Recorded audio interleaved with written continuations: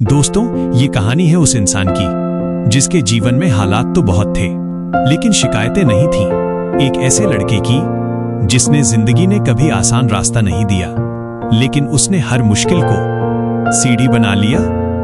उत्तर भारत के एक छोटे से गांव में, जहां सड़क से ज्यादा गड्ढे थे, जहां मोबाइल से पहले भूख पहचान में आती थी और जहां सपने देखना अक्सर फुर्सत की चीज माना जाता था, उसी गांव में रहता था मोहन। उम्र करीब 19 साल, कद दुबला, आंखों में थकान और चेहरे पर एक अजीब सी शांति।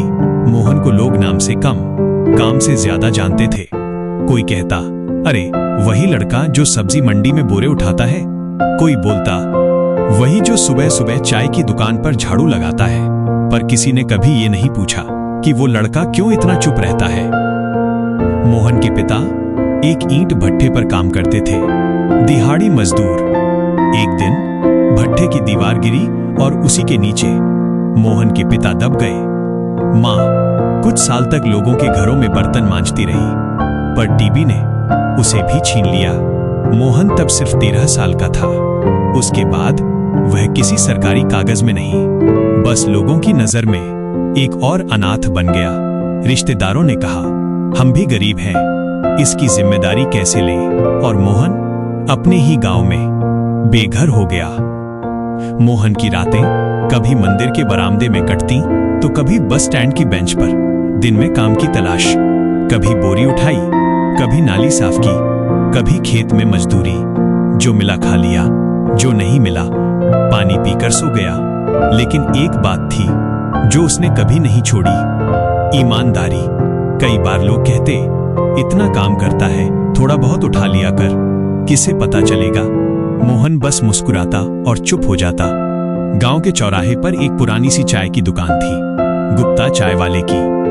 एक दिन मोहन ने पूछा, काका झाड़ू पोछा कर दूं? एक कप चाय दे देना।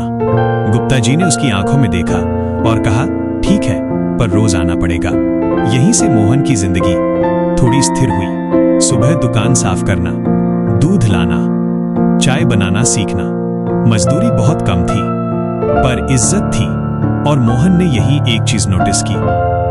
हर सुबह स्कूल जाते बच्चे चाय की दुकान के सामने से गुजरते, कई बच्चे खाली पेट, कुछ सिर्फ पानी पीकर। मोहन देखता पर कुछ कहता नहीं। एक दिन एक बच्ची बेहोश होकर गिर गई। डॉक्टर ने कहा, भूख और कमजोरी। उस दिन मोहन बहुत देर तक चुप बैठा रहा।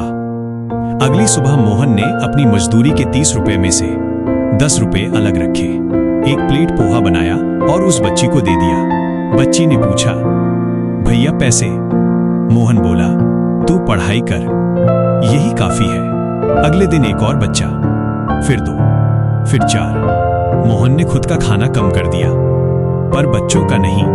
धीरे धीरे गुप्ता जी ने पूछा, तू ये सब क्यों करता है? मोहन ने बस इतना कहा, काका, खाली पेट सपने नहीं देखे जाते। मोहन अब सिर्फ चाय नहीं, समोसे भी बनाने लगा। ग्राहक बढ़े, मजदूरी बढ़ी और मोहन ने एक सपना देखा, एक छोटी सी रसोई जहां कोई बच्चा भूखा न जाए। गांव के बाहर एक टूटी झोपड़ी थी, मोहन ने खुद साफ की, पुराना चूल्हा लगाया, कुछ बर्तन उधार लिए और एक बोर्ड लगाया, सुबह का नाश्ता, जो दे सको दे देना, जो न दे सको मुस्कुरा देना। पहले दिन सिर्फ 5 लोग आए, दूसरे दिन 10, तीसरे दिन पूरा स्कूल। कुछ ने पैसे दिए, कुछ ने नहीं। मोहन ने कभी फर्क नहीं किया। 6 महीने में गांव के बच्चों की हाजिरी बढ़ गई। टीचर हैरान, गांव वाले चुप, क्योंकि जो खुद कभी भूखा रहा था, वही अब दूसरों का पेट भर रहा था। एक दिन सरपंच ने पूछा, कौन चला रहा है ये रसोई? बच्चों ने कहा, वो भैया जो चुप रहता है। मोहन आज भी अमीर नहीं है, पर वो भूखा नहीं सोता और न ही किसी बच्चे को भूखा देखने देता है। दोस्तों, जरूरी नहीं कि बड़ा बदलाव बड़े मंच से आए। कभी कभी एक खाली पेट इंसान पूरे समाज को भर देता है। अगर यह कहानी आपके दिल को छू गई हो, तो इसे आगे बढ़ाइए, क्योंकि कहानियां तब तक जिंदा रहती हैं जब तक हम उन्हें बांटते रहते हैं।